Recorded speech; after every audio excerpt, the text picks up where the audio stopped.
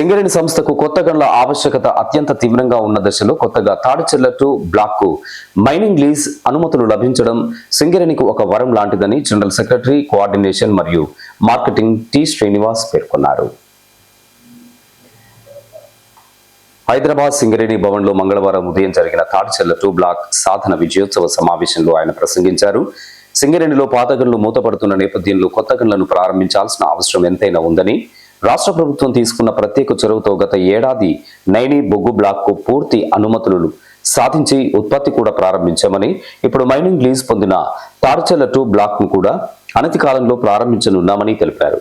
ఇంకా సింగరేణి ప్రాంతంలో ఉన్న ఇతర బొగ్గు బ్లాక్లు కూడా సింగరేణికి వచ్చే విధంగా ప్రయత్నాలు జరుగుతున్నాయని, కొత్త బ్లాక్ల రాకతో సింగరేణికి పూర్వ వైభవం దక్కనుందని తెలిపారు. తాడిచెర్ల 2 బ్లాక్ నుండి ప్రతి ఏడాది కనీసం 60 లక్షల టన్నుల బొగ్గు ఉత్పత్తి చేసే అవకాశం ఉందని, ఈ విధంగా 45 సంవత్సరాల పాటు ఈ గనిలో ఉత్పత్తి కొనసాగుతుందని తెలియజేశారు.